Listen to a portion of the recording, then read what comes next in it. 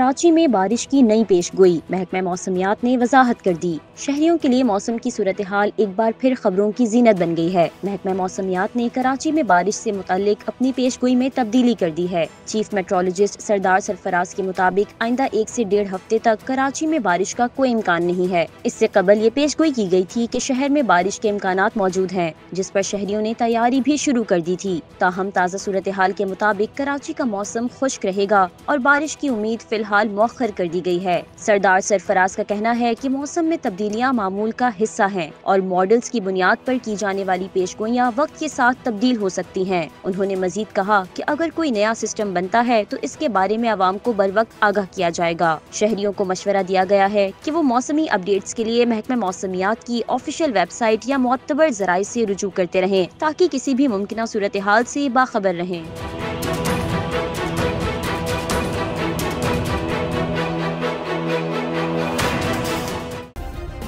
Subscribe करें और bell दबाएं ताकि कोई खबर रह न जाए।